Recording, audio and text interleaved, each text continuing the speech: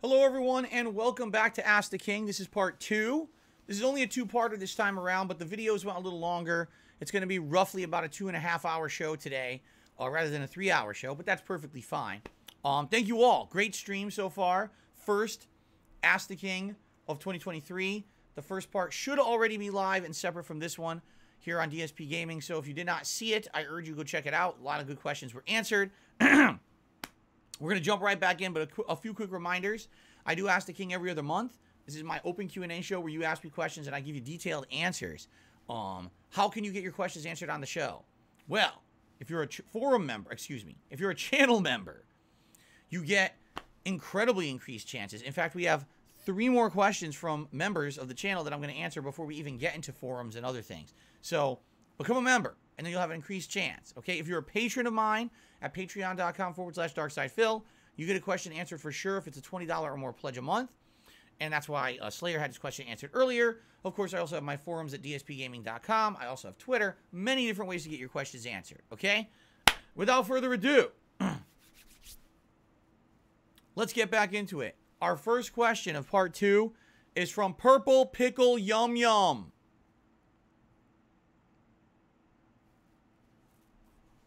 For the record, I asked him to change his name. He refuses. He says, when will the Level 1 podcast feature its first guest?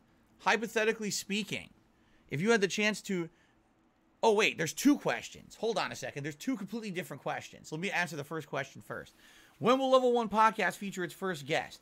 To be honest, I did actually invite a couple people to the Level 1 podcast in the last year, and they declined.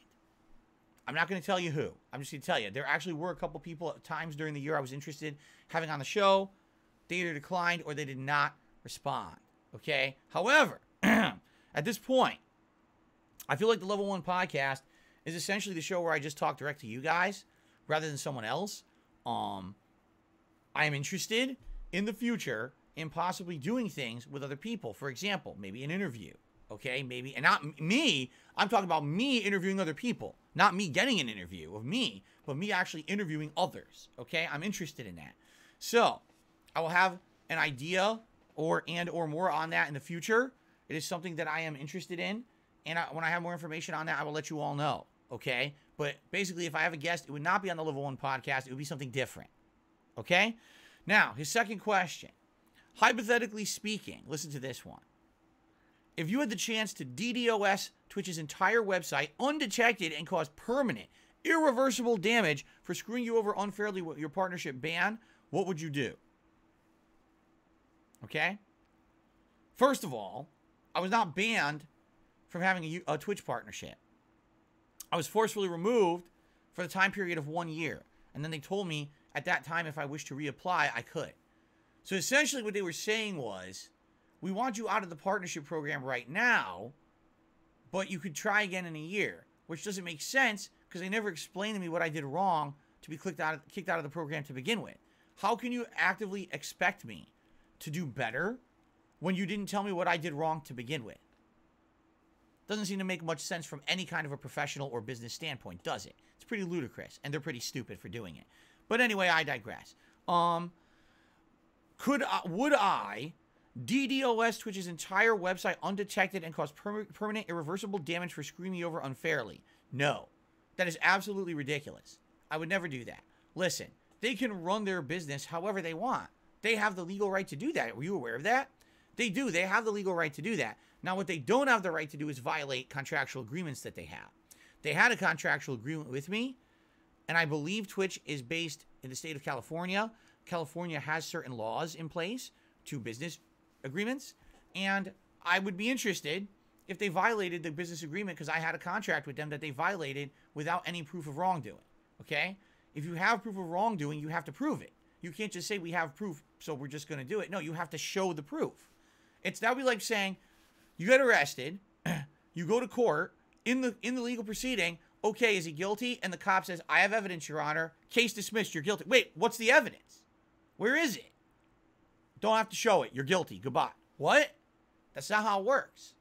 If there's a legally binding contract saying if one side does one thing and the other side does another thing, then that contract will continue to exist, and one side decides to sever that contract, they have to show the means by which they made that decision and how it was justified legally.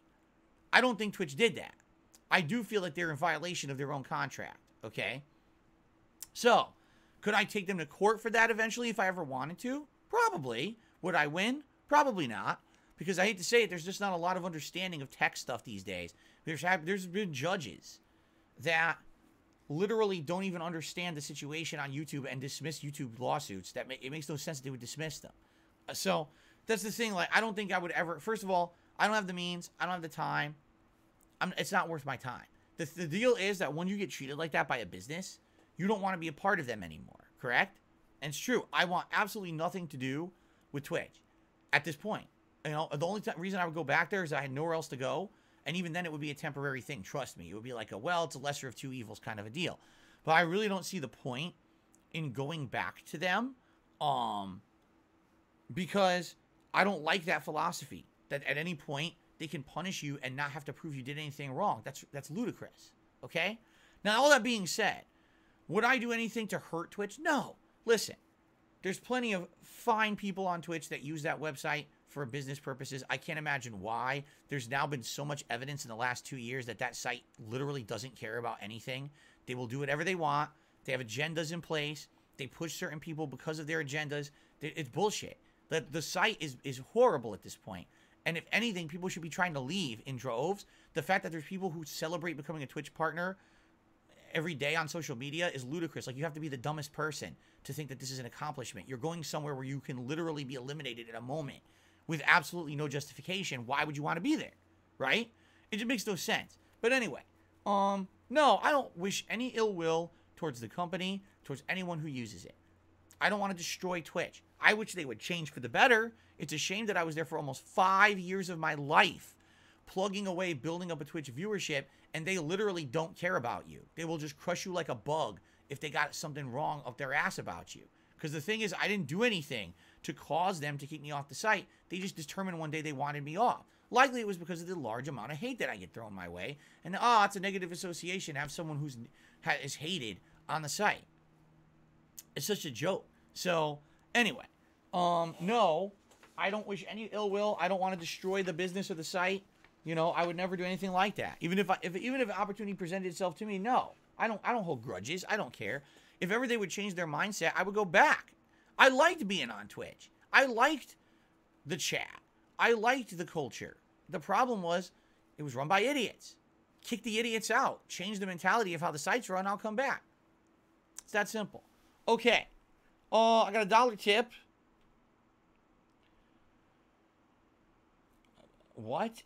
Just listen to this. Why do people get banned for saying they can beat you in Street Fighter and that you suck at games? I don't even know what you're talking about. Thanks for the $1 tip. I mean, literally, you want to derail the stream and talk about nothing. I don't even know what you're talking about. I don't just ban people for saying I suck at a game or they can beat me in Street Fighter. It's the most ludicrous thing I've ever heard. Okay, let's continue. Go Team Venture asks the following. Are things opening up more and more? Wait, as things are opening up more and more, is there a chance of future fan meetups at conventions, etc.? Thanks. Let me put it this way. I will never say no, but at the same time, there's no plans for that. The way that could happen is very simple. I get to a point where I don't have to be here 6 days a week full time because things get better for me, financially. Whether that's because I get an uptick in business and I'm making more money and therefore it's not a big deal anymore. I could take those days off like I used to a decade ago. Because that's the truth. Back in the day, I was making so much money on YouTube that I could take time off to be at a convention. I didn't care if I made money at the convention or not. I mean, I did. I filmed videos there that made money, but I didn't have to worry about that. I could take days away and not say, oh no, I'm not making money. I was making so much that it didn't matter. You see what I'm saying? No big deal. I'm not afforded that anymore. Now I have to be here 6 days a week full time to make ends meet. That's just the situation I'm in, all right? And I come to terms with it. If things change in the future, that would be great. Maybe I could go back to conventions, okay? It's not a matter that I don't want to meet with my fans.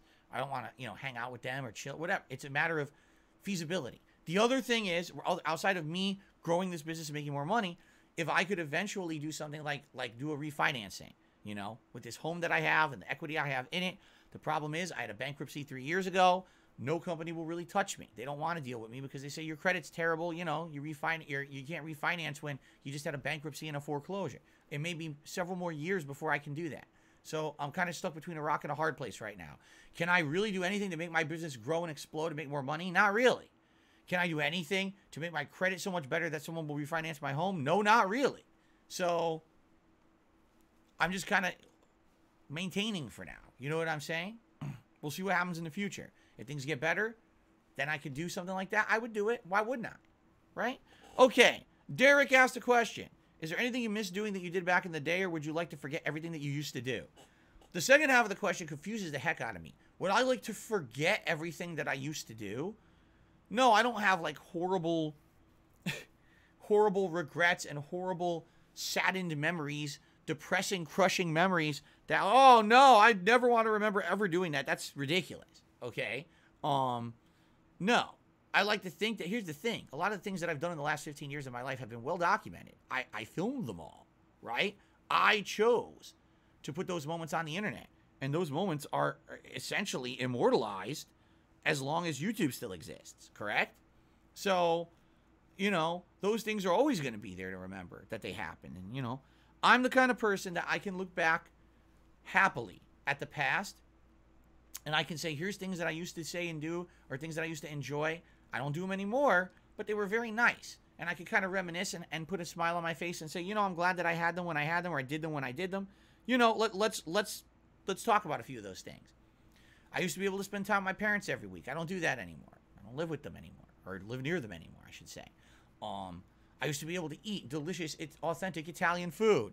Don't have that anymore. I used to be able to go to the zoo whenever I wanted because it was a few blocks away. I don't have that anymore. I used to have, again, the ability, the flexibility to do whatever I wanted because I had so much money that I could actually take entire days away from doing anything kind of considered serious work. And I could go to a convention. I could go to a tournament. I could do whatever I wanted. I went to WrestleMania, right? For several days without, you know, I put out videos of it, sure. But it wasn't like I was doing my mainstream work during that time period. I was able to take the time off to do that. And I can't do that anymore, right? Those were different periods, different times in my life. That was nice. You know, one of the best times of my life, and I will say this to the day I freaking die, was basically when I was doing weekly co-op with John Rambo. For a 2-year span there, 2.5, 3-year span, because I think it all started late 2010 when I got laid off from my job.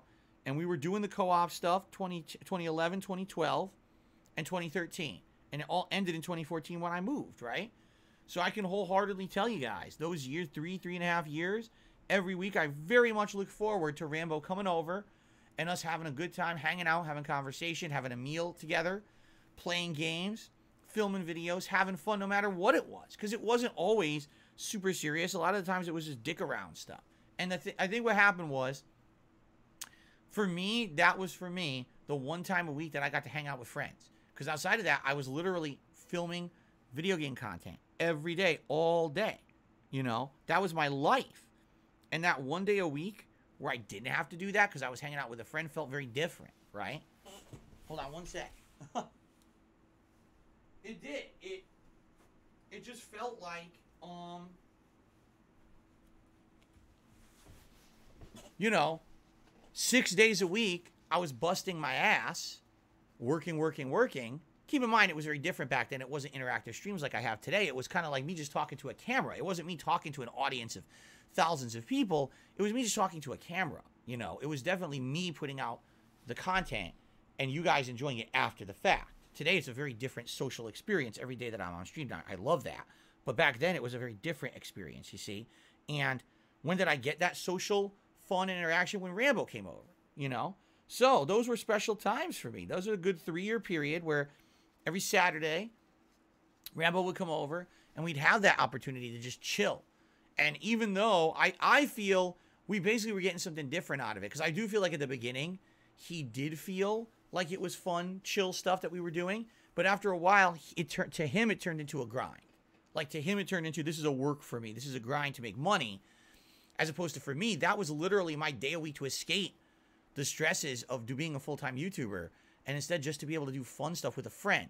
And I don't think that over time that he retained that feeling. I think it changed for him. I mean, listen to the kind of stuff that he said in his video with Howard in 2015. Talking about how arduous it was for him to drive, and how, you know, he was making this amount of money, and a lot of the games we played he didn't like. Who cares? I didn't like him either. You know, for me, it was the fun of just hanging out with him and doing something. It didn't have to be the game. It was just the fun of chilling. You know what I'm saying? And I definitely feel like over time that changed for him for some reason. I don't know why, because for me, it always was that same level of fun. And it was that same level of, you know, even at the end there. And I say the whole last year that we were doing co-op, we were not making a lot of money doing co-op. We weren't. I was making way more money doing the solo stuff all week long. You know, 6 days a week I was putting out solo content, you know, solo playthroughs, solo reviews, all of that. That was making ginormous amounts of money.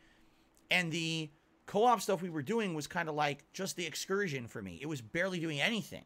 And maybe that's what it was, where near the end, it was making way less money or whatever for him. And maybe he got upset that he was still driving and doing it. I don't know. For me, though, like, that was the special thing. You know what I'm saying? Like, it was really a special time. And yes, do I miss that? Absolutely.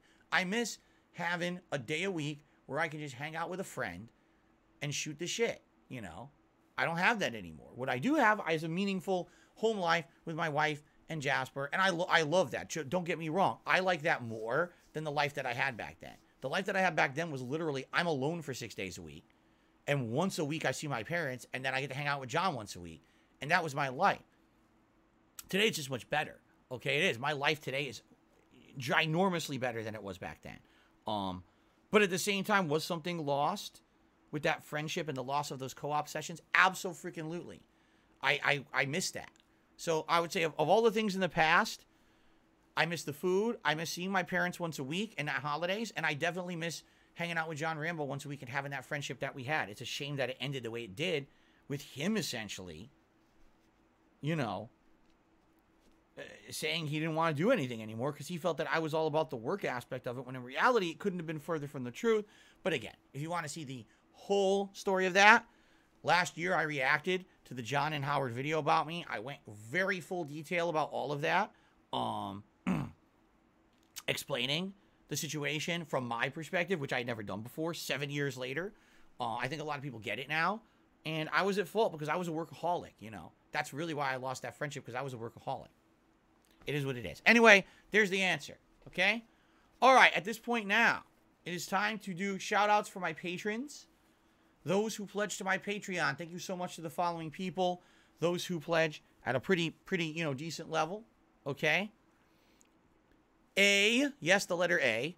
Tiarion, Slayer, of course. American Maga Undertaker, Big Toe 995, Martin, Planet Jeff, Two Bar King, Sean Given, Thomas McDonald, 17 Kyle 1, David Denmark, QPZ MWN, Richard, and Storm Force Gamer.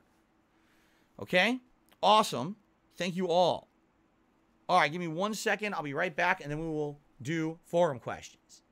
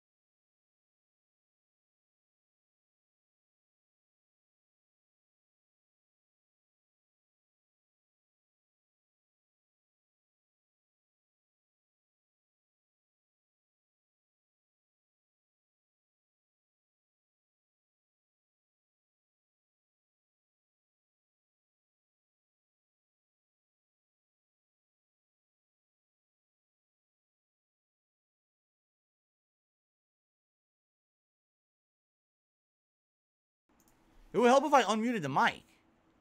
You guys would probably hear me, huh?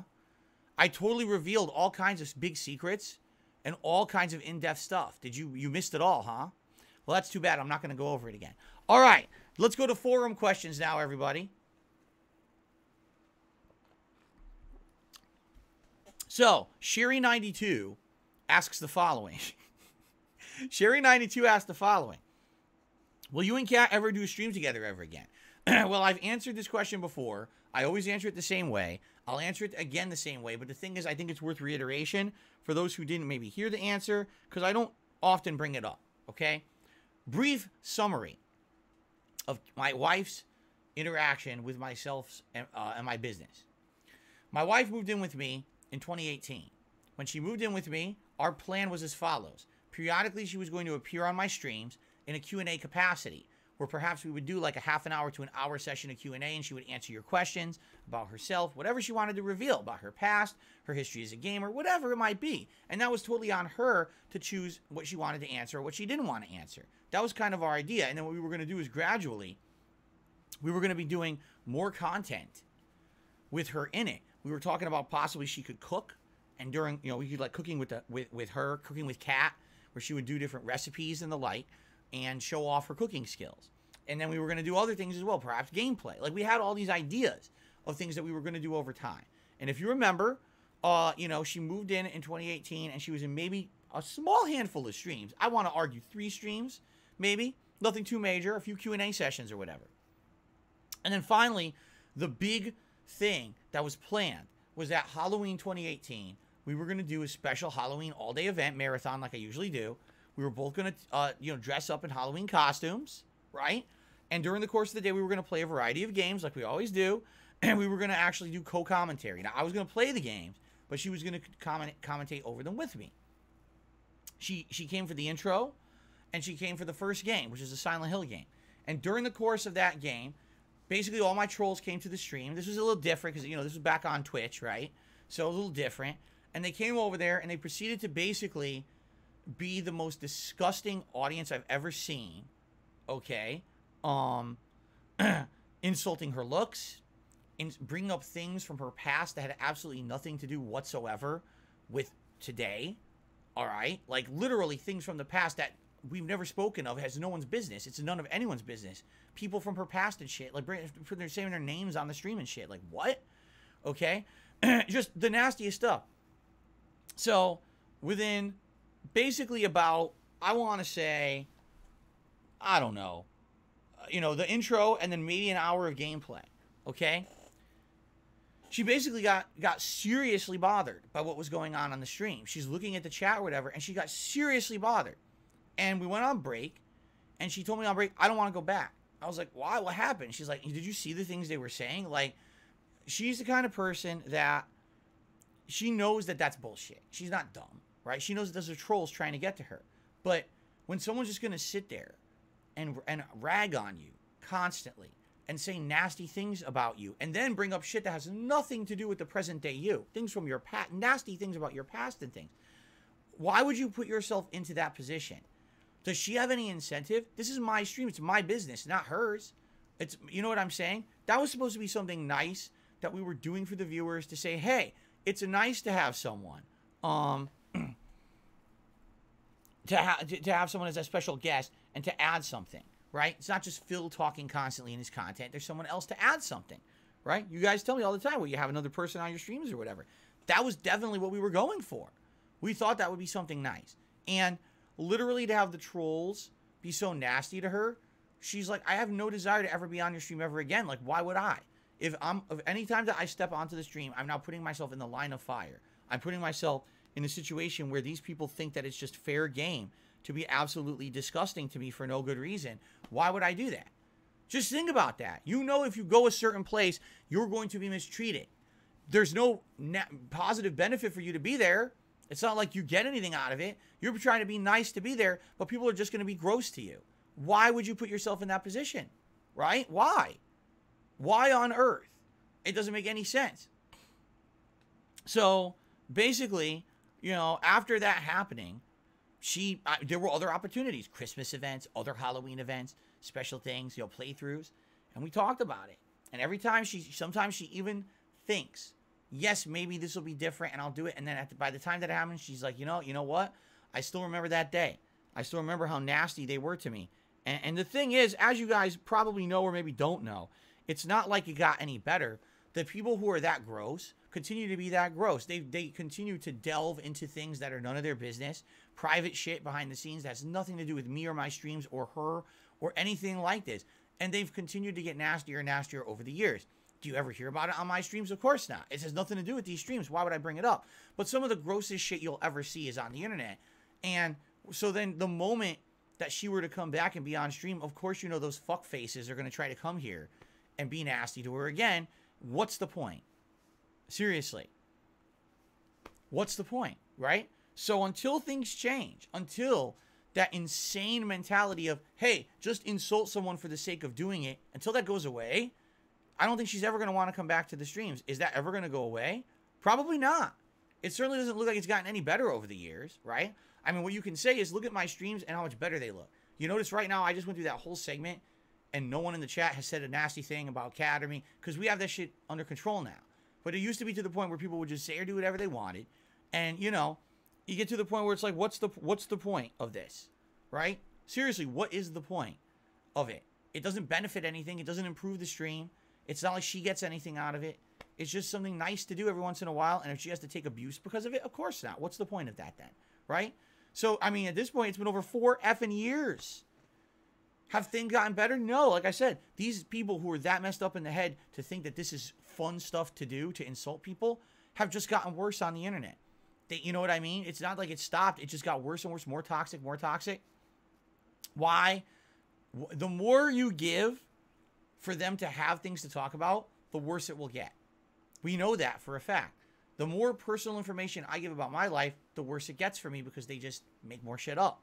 So the moment she appears on stream, here comes negativity. So why bother with it, right? Why put yourself into that position to be messed with? And that's basically where we've been for 4.5 years. And she's no desire to come back. You know what I mean? It's a shame. It really is a shame. She has active desire sometimes to come and be a part of this. And there's just no reason. I couldn't convince her. I don't even know how to convince her. You know? With as toxic as these people have become, I don't know how I would convince her to ever come on the stream again. You know? It's pretty stupid and pretty messed up, but that's just reality, right? Let's see here. Tickled Bruno had done a super chat saying you had no audio. Yes, thank you. And also, let's see here. Oh, Slayer, yes, I answered your question. Slayer to the Buck says, did I answer his question? Yup, no worries. Your questions were answered. I don't think they were amazing answers or anything, but I definitely answered your questions earlier. They were actually the very first questions answered on the show. So there you go. Watch part 1 later today. You'll see. Okay? It's Tickled Bruno. Let me get you on the leaderboard as well.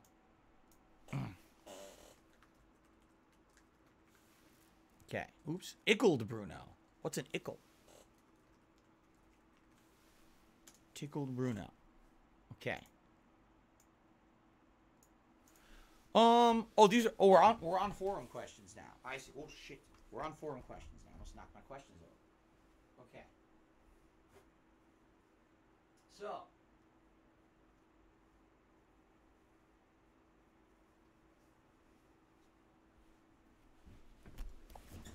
Let's see here. Next forum question is from Nick P136, and Nick asks the following. Okay. In recent years, I've watched other fighting game community adjacents, like Justin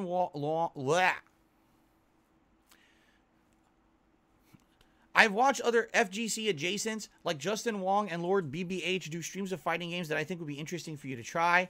I need to clarify again, I don't know why people think this, okay? I am not in the fighting game community. I am not part of the FGC. I've not been for over a decade. Just because I play games online and put out fighting game content, I am not part of the fighting game community. I think people have the wrong impression. Justin Wong very much is not my adjacent. I have nothing to do with the kind of stuff that he does at all. I don't participate in tournaments. I don't put out in-depth videos on fighting games. You know what I mean? Like, just because I buy a fighting game and I play through the story and I play some random matches online and I go in the lab with characters, this is not what he's doing. You see? He's completely different from me. All right, people really need to stop with this. Oh, you're part of the FGC and you're adjacent. I have no adjacents in the FGC. I'm not in the FGC. You gotta stop putting me in that comparison, because it's like apples to oranges. You understand? Now, continuing on with what he's saying, one of the ideas is trying to clear a fighting game only on 1 credit, and it should be a game that you liked from the past, or maybe you get a random request from a fan to try to do that. It would be entertaining, in my opinion, for you to see how your skills translate to games you don't know, and you learn about them while teaching us about those mechanics, etc. It could become a checklist to see how many complete in a stream or over the course of a year, with you going back to ones you want to complete that you couldn't the last time. If there was downtime in the future and no relevant ongoing fighting game stream like Friday Night Fights, would you consider playing these on the MAME emulator or whatever console they're released on? Of course, this is provided you have the right PC setup to do this. First of all, I mean, this is so many things. Number one, no, nothing would ever be on MAME, because I can't do that on my current setup. It absolutely would have to be 100% console. That dramatically limits me. All right? Eventually, if I upgrade my computer and I could do it, yeah, but now there's so many what ifs at this point. Why are we even discussing it? If the hurdle to your idea is an upgraded computer, that we might as well just delete it now, because we don't know when I'm getting an upgraded computer. So let's assume it does not rely on an upgraded computer. Let's assume that there would be things that I could do like this, but it has nothing to do with me buying a new computer, okay? Now, if that's the case, okay, what about the idea in general? Listen, this is probably an idea maybe I would enjoy, right? I love fighting games. I grew up playing them in the 1990s. I played them competitively in the 2000s. I retired in 2007. I came back to the fighting game community 2009, 2010 with Street Fighter 4. I played that for a couple of years, liked it, but then I retired essentially again around 2011 when I realized I just wanted to be a variety content creator, and I didn't want to be part of that FGC nonsense anymore. There was drama going on. It's too much of a grind. I said, enough is enough. You know, I didn't officially announce retirement, but let's be honest, I'm retired. For a decade, I've been retired. Over a decade. The last time I even played in a tournament was Screw Attack Gaming Convention a decade ago. And since then, I have zero desire to ever play competitively like that. You know what I mean? Like, and the fact that people still say, oh, you're part of the FGC, I don't know where that comes from. Where are you getting this weird notion? I'm not. Okay? Now, that being said, would I enjoy a fighting game challenge night once a week where we play old school fighting games and you challenge? Oh, beat it on 1 credit. Play it on the hardest difficulty. Do this variation. Try this character. I would love that. I would absolutely love that. Would you? I don't think so, right? When you see me play fighting games, usually you want to see me play other humans. You don't care about me playing against the CPU, do you? Right? So to me, I hear, oh, do this, do that, because this is what Justin Wong does or whatever. Justin Wong literally is a content creator who only does fighting games. This is his niche. This is what he's been known for his entire life. He's been a top tournament player, an EVO winner. He has name notoriety. He's got sponsorships in the fighting game community. He's been part of teams, sponsored teams. This is what Justin Wong does. People tune into Justin Wong to see him play fighting games. So to see him do gimmick runs, to see him do challenge runs, this is very entertaining to an audience. When on earth was I ever known for that? Right? Like, I understand what you're saying. What you're saying is, I saw other people who play fighting games do this and it worked. Can you do it? Just because it works for them, sadly, doesn't mean it would work for me. I like the idea, Nick. I actually do. But the question is, would it work with my audience? This is not just me making content for me. This is me making content for thousands of people across the globe on a daily basis. Is this something, would people want Friday Night Fights where DSP challenges himself to offline fighting games at various difficulty levels, characters, and challenge? Would there be bounties? Would there be people who would challenge me, hey, tonight's bounty is Street Fighter Alpha 3. And if you can beat Street Fighter Alpha 3 arcade mode on the hardest difficulty tonight on 3 continues, the bounty is, so-and-so. Or if you can get 5 perfects tonight playing against the computer at the highest difficulty, we'll do a bounty or something like that. You know what I'm saying? That could work, but would anyone care? Right? Would anyone even understand the old school fighting games enough to even do that? Besides me. You know what I'm saying? So let me put it this way, Nick. I will officially take off my hat. I'll say, this is Nick's idea, and I will throw my hat into the ring. Just like that. I'm not actually going to throw the hat, but I'm throwing the idea out there. Since right now, there is no ability to do consistent retro fighting games online. There's no collection where anyone's playing them, okay? Would you enjoy offline fighting game content? If you did, would there be enough interest to drone up people coming every, like a Friday night? And it doesn't have to be every Friday night. Maybe we can do every other Friday night. Every other Friday night fights, right? We'll do a challenge run, but it has to be offline content. What game? Because remember, I have various games. I have basically the Street Fighter collection, 30th anniversary collection, so I could play any of the classics. You know, any of the versions of Street Fighter 2, any of the versions of Street Fighter Alpha, any of the versions of Street Fighter 3 are all in that collection, correct? So those are all options. And then in the newest collection, Capcom Fighting Collection, you got all the versions of Darkstalkers and a few other games that I don't really know much about, right? So you have all these versions of the game available, right? That we could do.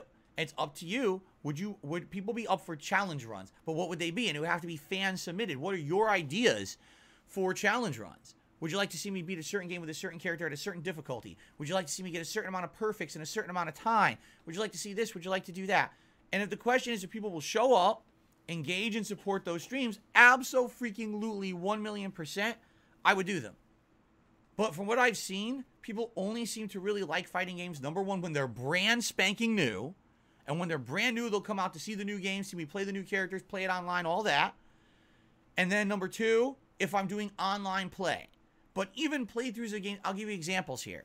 Mortal Kombat has the Crypt.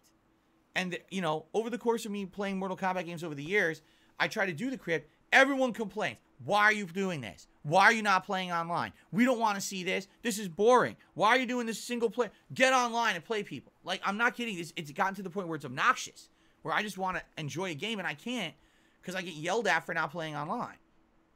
So if I were to do this, it'd have to be buy-in. There'd have to be enough people saying, we're interested in this idea. Friday night fights, maybe every other week, but it's offline content. We challenge Phil to do various things in these classic fighters he has, and we could see, you know, and eventually, let's be honest here, eventually, it could branch out into other things. For example, other fighting games that I own.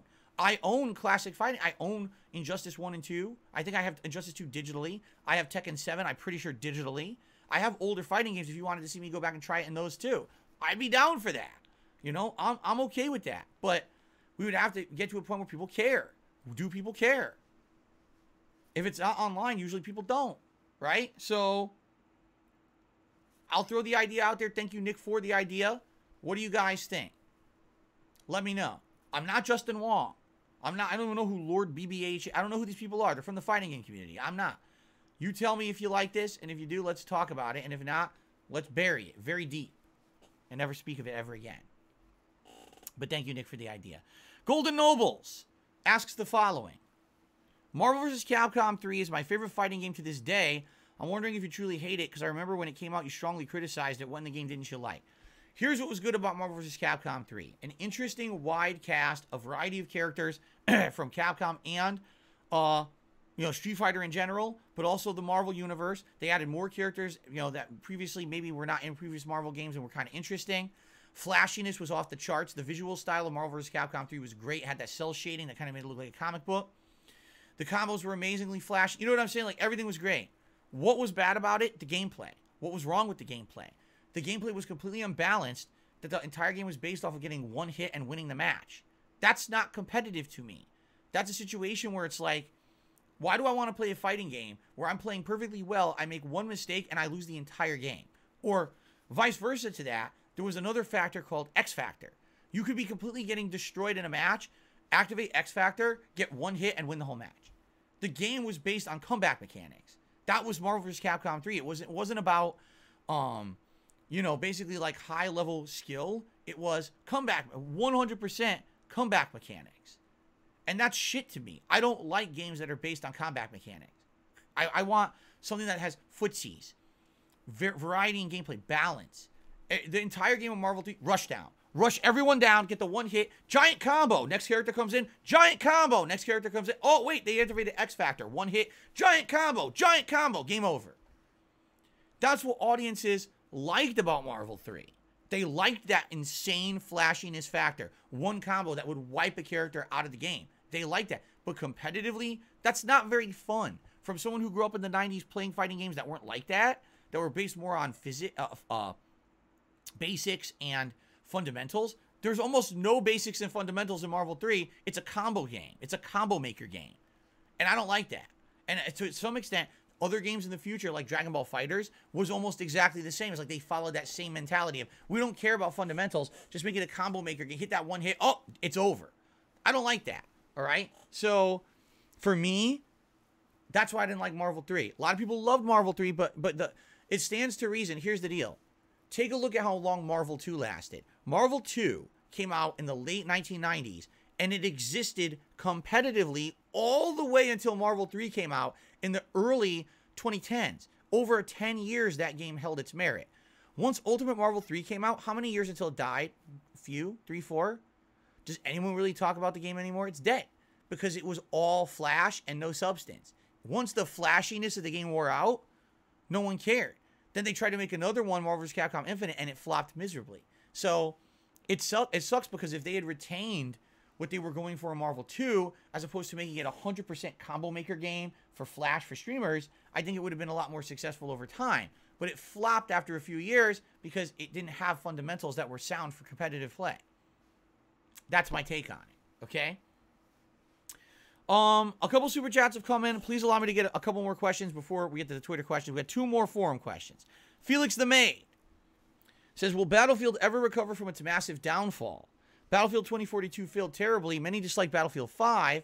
What should DICE LA do? Will DICE succeed again in the FPS genre or fade away into the dark abyss?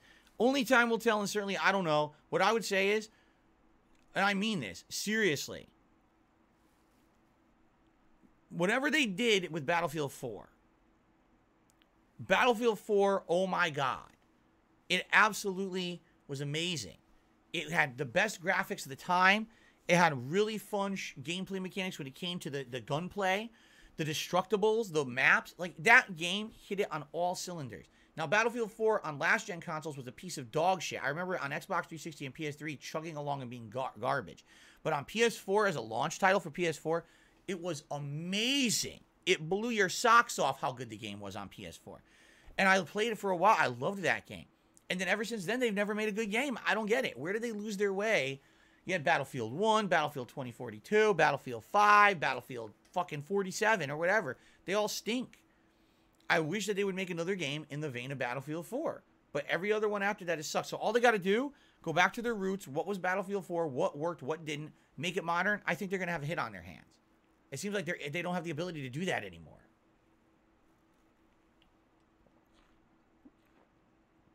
Okay, last forum question from Chris. I want to know from your personal opinion, how does a content creator know when to change his or her style of content, not only for the benefit of the creator themselves, but for the viewing audience as well? You know, that's an interesting question, for sure. Because over the years I've been a content creator, I was one of the most stubborn. I was one of the latest people to adopt direct capture. I was one of the latest people to care about the streams and turn them interactive. And only now, how many years later, after being asked to do it, am I finally branching out and doing non-gaming content, most notably, you know, content such as React content and other style stuff, right? I had Ask the King for 14 years as a vlogging show where I answered your questions, but it wasn't until a year ago that I started doing an ongoing podcast on a daily basis called the Level 1 Podcast. It wasn't until last year that I reacted to anything. It's interesting because I think it's a combination of many factors. You have to see what else is going on in the industry and try to jump on trends when they're becoming popular. I almost never do that. You have to listen to the feedback of your audience, but you also have to listen to yourself. You know, there was a time in 2016 when I knew it was time for a change. I didn't want to just be the full-time gaming YouTuber anymore, so I tried KO Gaming for a year. It worked, and then YouTube took it away from me. So then I said, let's do something else, and I became a full-time streamer. That worked. You see, there's all these different factors. I think it's different for everyone. For some people, you might just get burnout and not want to do what you're doing anymore and change it up. For others, it might be that the fans have lost interest and want you to change. Some people, sadly, get stuck into a rut where they just have to do the same thing forever, and that sucks. I'll give you an example. The Angry Video Game Nerd. He's tried to branch out and do a movie. He tried to do other content. People don't care. He has to be the AVGN. Those are the videos that bring in the views for him. Take a look at the Nostalgia Critic. Here's someone who wanted to branch out and cancel the character and do other content, and it failed miserably. He has to be a nostalgia critic forever because that's what people want to see. Take a look at Angry Joe. What gets views for Angry Joe? His highly edited, produced, skit-filled reviews are ginormously successful for him. Does he do other things? Yes. Does anyone care? His hardcore fans, but not the mainstream viewers. That's why he has to continue to do the ginormously produced content to keep his content going. And that's sad, because maybe you should have the ability to reinvent yourself and do different things, and you would hope that your audience will go along with you. But sadly, it kind of feels that for a lot of people that doesn't happen, right? For me, I'm happy enough to say that these different times when I've changed myself up, there's always been a good amount of people along for the ride who definitely support me. And I really, really appreciate that. So thank you to those who've been along for all these years. I keep changing. But what is the trigger? It could be very different. Like I said, it could be me. It could be the viewers. It could be the situation, the circumstance. There's so many things over the years that have had me change my style of content, right? Okay, before we get to Twitter questions, which is the end of the show, let's do some shout outs here for contributions. We have Tickled Bruno, who did a super chat and says, "Hello, Phil, can you play some Street Fighter 4? You mentioned it took me back, you're mentioning it, excuse me, took me back to 2008. That was the first game I ever bought for PS3. You get the sweet taste of," and then it cut off. But then he did a second super chat. And this one says, "Hello, Phil, can you play some Street Fighter 4? You mentioning it took me back to 2008. It was the first game I bought for PS3. You get the sweet taste of Street Fighter and the new additions plus characters. It sounds cool." Now, here's the thing. Sadly, to my knowledge, okay, there is no agreed upon current method to play Street Fighter 4 where there's consistent online competition. For what I'm to understand, what happened was, if you remember during its heyday, okay, Street Fighter 4 had Xbox 360 and PS3 versions. Eventually, it came out for PC, and the PC version was actually the far inferior version of the game. So the consensus was you got to play it on consoles. And at tournaments, I believe it was widely accepted the PS3 version was the one, but the funny part about it was the Xbox 360 version was better. It had less input lag, but there was this weird partnership with Sony that Evo had, so it was always PS3 even though it was the worst version of the game. That's what they used at tournaments. But then over the years, there was a PS4 version that came out, and everyone was like, "Oh, this is good, now you can play it on a modern console." Then later it was determined the PS4 version sucked and had even more input delay than the previous versions, so you didn't want to play it. And since then, it just seems like the whole thing fizzled out and no one ever had a consensus. This is the version of Street Fighter 4 that we should play moving forward. Now, recently, I've seen some interesting discussions online because I do follow some people in the fighting game community just to stay up on the new comings there. And a bunch of games recently got rollback netcode. Games that people never thought would ever get rollback netcode have gotten them. And now you've got people actually actively discussing, do you think Capcom would go back to their older games and add rollback netcode? And actually, Street Fighter 4 has been one of the games that has been discussed. If it ever did, then maybe what would happen is whatever version is getting the rollback netcode would now become the standard version that everyone would play. And now you'd have an opportunity to say, oh, this, if I want to play Street Fighter 4, this is where I go play it now. Right now, I wouldn't even know what to do. Do I get the Xbox 360 version and try to play it on my Series X? Do I get the PS3 version and try to play it on my PS5? Do I buy the PS4 version and try to play it on my PS5? Like, what would even be the modern version of Street Fighter 4 to play? I couldn't even answer the question, and I don't think the FGC has a definitive answer. That's why most of them dropped the game. You see? So, interesting questions. Thank you, Tickled Bruno, for the super chats. Would I ever play Street Fighter 4 again? I'm not against it. It's just that I don't think there's an opportunity to do it because no one really knows how, right? You'd have to be an answer. I don't think there's an answer right now. So, Josh Meach did a super chat and says, I'm a recent lurker. Would you ever, just listen to this, would you ever do an audit with Caleb Hammer? He's cool and informative YouTube. I have no idea what you're talking about. I don't know who Caleb Hammer is. I don't know what you mean by an audit. So since I have no idea what you're talking about, my answer will be simply no. But thank you, Josh Meach, for the super chat. All right, we have Twitter questions to end the show, so let's get into them. Our first Twitter question is from Toy2 Legacy of Toy and asks the following. Thoughts on companies overcharging on retro gaming equipment such as video games and consoles, and taking advantage of retro gaming community. Yeah, it is getting bad from what I'm to understand. From what I'm to understand, in the last 5+ years, there has been a giant boom in the retro gaming community.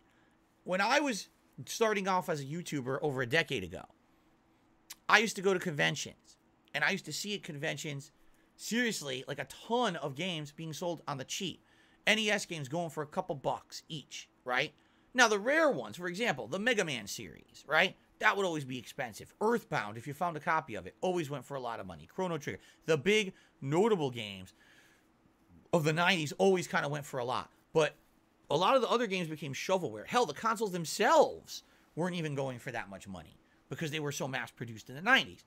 I guess what's happened is in the last 5 years, there's been a ginormous explosion of interest in retro gaming, as gaming has now become way more mainstream, probably because it's broken through to other forms of media and the like, and now people who never even owned these games, people who never had a cabinet or even played on an arcade cabinet during the heyday of arcades, now want this stuff in their homes. So, what ended up happening is explosions of the value of retro stuff. I mean, hell, take a look at the last summer when we went through my closet. We did the closet clean out event, correct? And how many people contacted me and said, dude, are you aware this game is worth like $100? I was like, what? I bought the game for like $5 just a couple years ago, not even a decade ago. How can you tell me it's worth hundreds of dollars now? Because now there's apparently a market for this stuff. So, it's just funny because I see on YouTube videos like, wow, this is a scam, and these scams are hurting collectors because it drives up prices and stuff. And, I've spoken myself purposefully when it comes to things that I feel are scams. One of the biggest scams I feel right now is a scam is Arcade 1-Up. I think that whole company is a scam. All right? They're selling what they claim are replica arcade cabinets. They are not replica arcade cabinets. I saw one of them in person at Costco. That thing is a joke. Okay? Arcade 1-Up, here's what they do. They license a ROM from a retro arcade game. Sometimes it's several ROMs, and they run it through an emulator suite. They build a miniature cabinet that has inferior controls to what you would want for competitive play, frequently touts online features that don't even exist, and then they sell these for exorbitant prices, okay? They have a 4-player NFL Blitz cabinet. NFL Blitz is a game from the 1990s. It was a 3D, NFL football game that was very popular in arcades at the time. It was very arcadey. It was from the makers of NBA Jam, but it was a football game. 4-player was literally so fun and popular. Those games, make tons of money for arcade owners. So now they have one that they made. I'm shit you not. The cabinet they make, they claim it's a 4-player cabinet. You can't fit 2 players on it. I saw it at Costco. 2 adults could not fit standing at this cabinet because it's so small, but they have 4 control schemes. No, there's no way. 4 small children couldn't fit at this cabinet. It's so crunched and badly designed. But they're selling it as a 4-player cabinet to pretend like it's some big deal, and they're charging exorbitant amounts of money for this cabinet. I think it was like $500 at Costco. It was ridiculously expensive. They've got a cabinet they started selling in the fall, the Marvel vs. Capcom 2 cabinet, claiming, we have jailbroken MVC2. You can now play it because previously there was no way to buy MVC2, and now you can buy it and play it on this cabinet, and it has online play and all of this. People bought the cabinet, hooked it up, and found out they don't have online play. They lied. To this day, this cabinet's been out since the summer. It still doesn't have online play. You can only play against your people in person. It's 100% a ripoff. It's a joke. It's an actual scam. And they're doing this in droves, and people keep buying them. I don't know why, because they're terrible. The controls are completely inferior from what you would want. Everyone knows for a fighting game, you want Japanese-style controls. They don't sell that. It's American-style controls that are far inferior to what you would want in any kind of a competitive cabinet. I actually saw multiple videos. People say they always show up broken. There's always a panel that's damaged. There's always something busted, And essentially every video that I see that reviews it says it's not worth the money, but people keep buying them. They're selling out.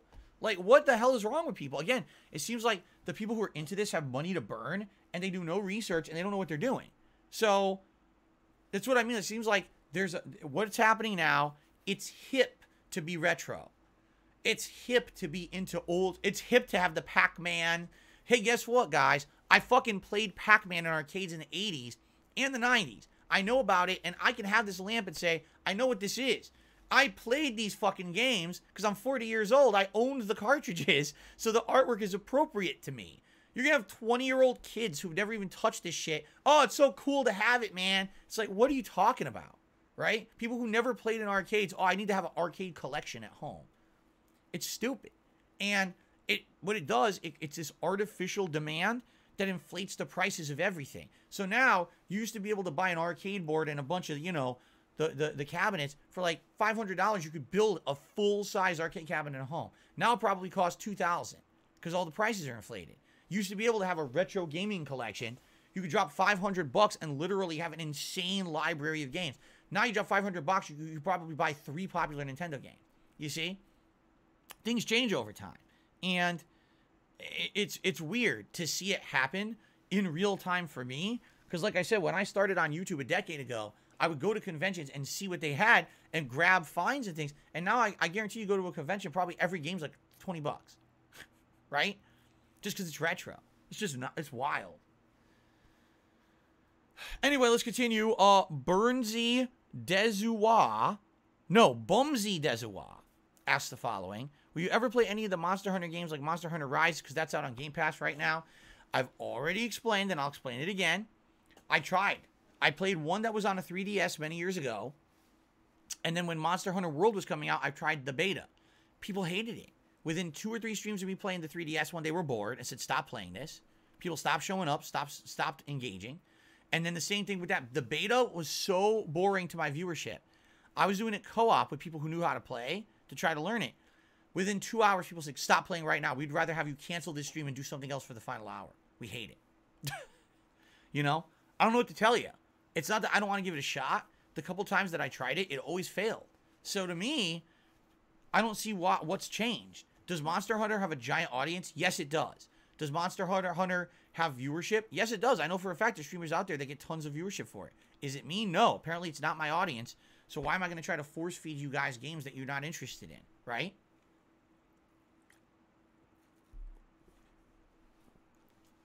Cyber Shadow 248 asks, what's your best and worst gaming moment?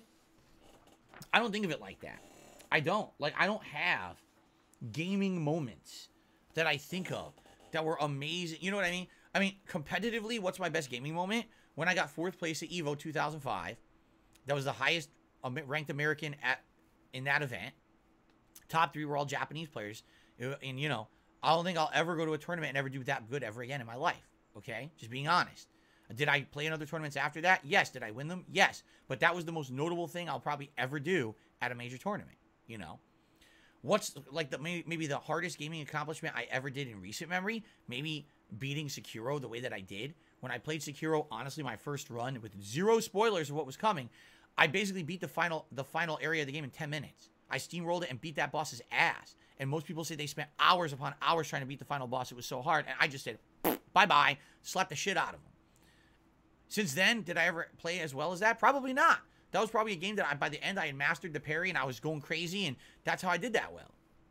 So I don't know if that'll ever happen again in a game. But are these moments that really matter? No.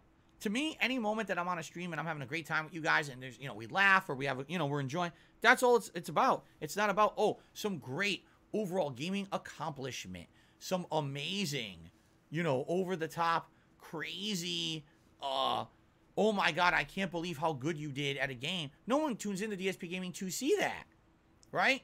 No one's ever tuning into DSPGaming to see an amazing showing from Darkside Phil. So I don't think you should worry too much about that. Instead, let's worry about just the fun times we have together and what they mean to the people that are watching.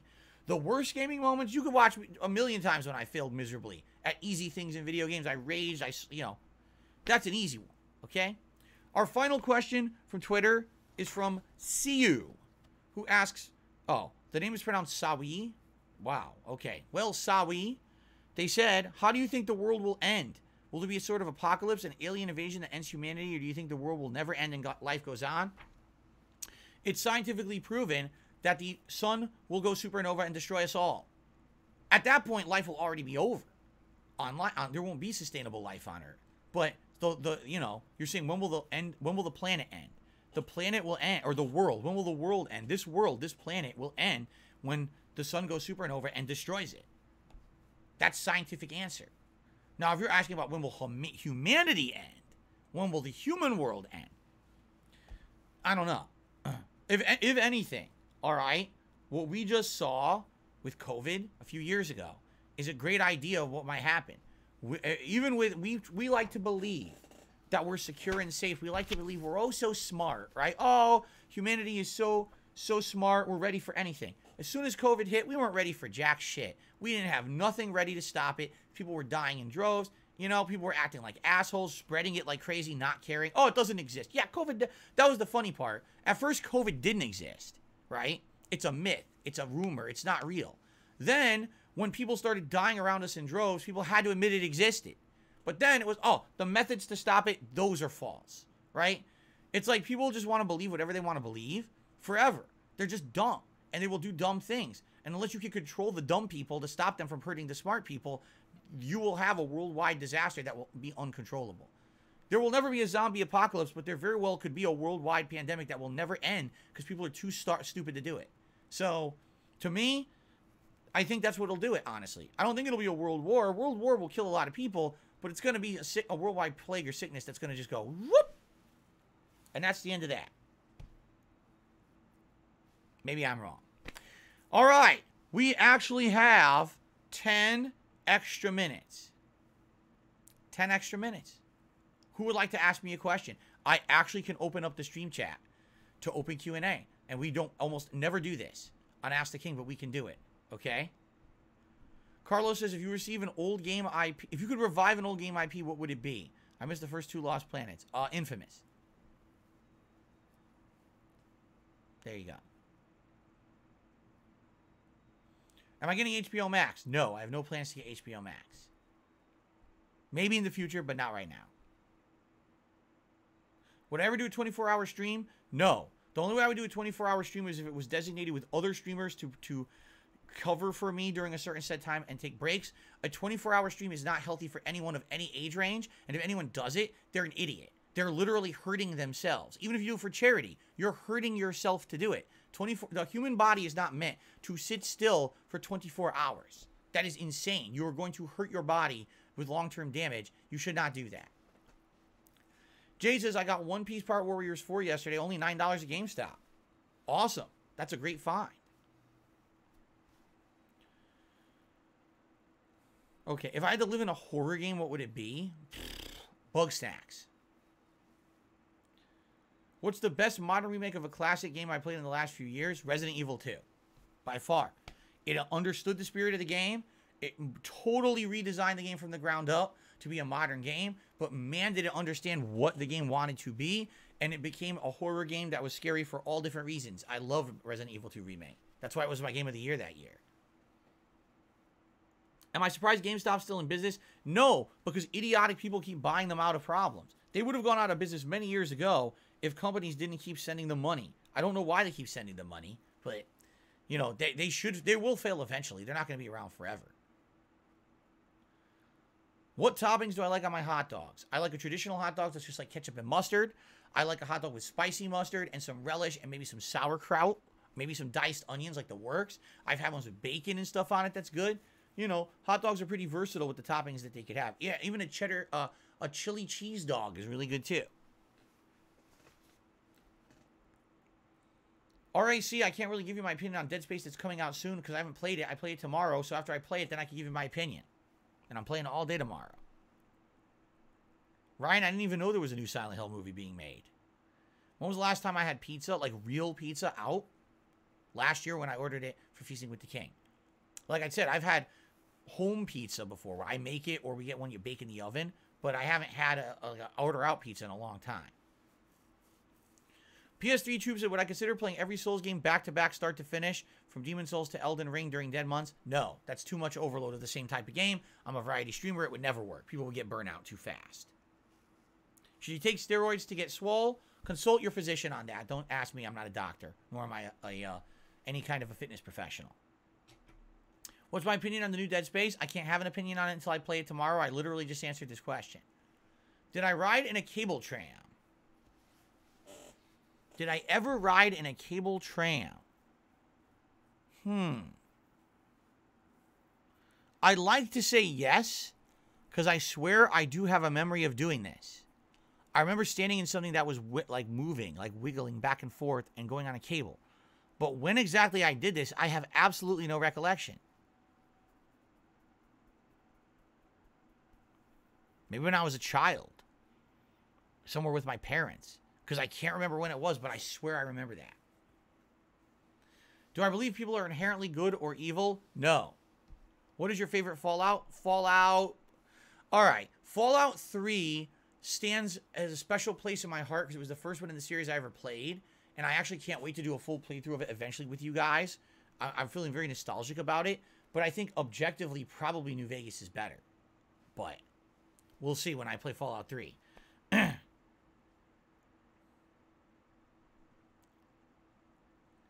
Will there ever be a time when the U.S. dollar will become worthless? Yes, when the U.S. fails to exist, the U.S. dollar will become worthless.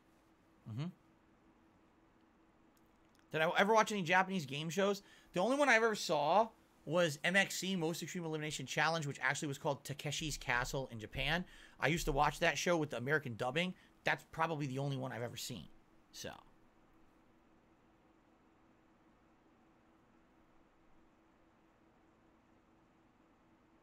I've done multiple Ratchet & Clank playthroughs over the years. They're all here on DSPGaming. You can search for them and find them in my playlists tab.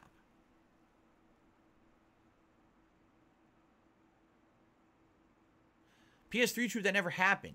He says, do you remember how you felt the first time the realization hit being on YouTube is a good idea to move forward in your life? And what happened? No, because I never believed it. Like, again, the only reason I became a full-time YouTuber was because I lost my office job unexpectedly. I was laid off. I had nothing else to fall back on. So I said, can I make this work? Within the first 2 months of being a full-time YouTuber, I made like $40,000. And then after that, YouTube kicked me out of the partner program saying that people were doing invalid clicks on my ads. So then I went to Blip TV, and within 1 month, I was kicked off of Blip TV for racist jokes. So after that, I came back to YouTube. I was like, now what am I going to do? And then I got partnered with Machinima, and then that started working. Oh, okay. But the thing is, like, I kind of went through the ringer. And because I did, I never really believed that this was, oh, I'm going to make it or whatever. I always kind of believed that it was going to be like fleeting. You know what I'm saying? I did. I kind of believed that it would be fleeting. And that's why that's really why I became a workaholic. Because I felt that if I worked as hard as I could during those initial years, I would get myself to a position where I could improve my life. And I did when I moved. So if I hadn't worked my ass off those first few years as a YouTuber and made all the money I did, maybe I never would have moved to Washington and had the life I have today. So it all kind of worked out. At the same time, I never really had confidence that it would last forever, being honest. So.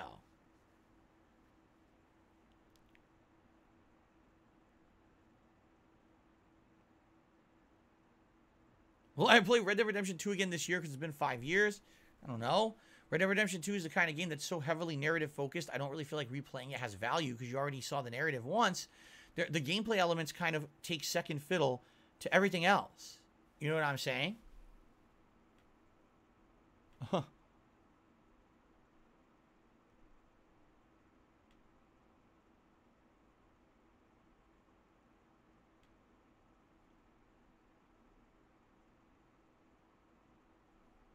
Okay.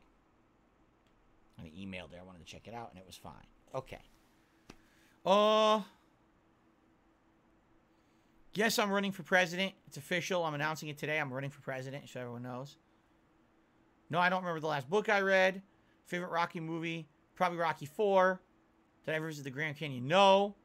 No, I don't hate Review Tech USA.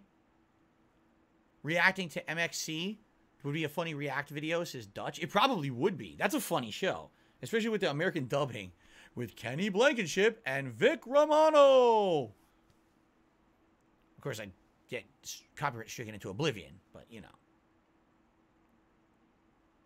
Best DLC ever? Of course, it would be the Taxidermist DLC for Heavy Rain where you chop off a mass murderer's dick. With a chainsaw, no less. I'm not exaggerating. Go watch that. Pepper beard or diet black? I don't care. Personally, I've asked Kat, should I dye it? Because I would. And she says just keep it the way it is, so I keep it. I would dye it. If it bothered her, I would dye it black. But she says just leave it, so I do. So there you go. Same thing with the mustache. I actually have a lot of white hairs in my mustache, but I just leave it because she says to leave it.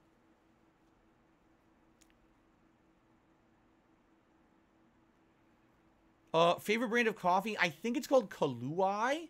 It's a Hawaiian brand. That's a blend of Hawaiian and other coffees, but it tastes really good, and it's my favorite right now. I don't know what games I'll replay this year. It's a good question, but we'll have to see what time permits. MSP or Santrax? Santrax. I hated MSP. I didn't like the MSP team in Marvel vs. Capcom 2 because I don't like Psylocke. I think she's a weak character. Santrax has all good characters, so.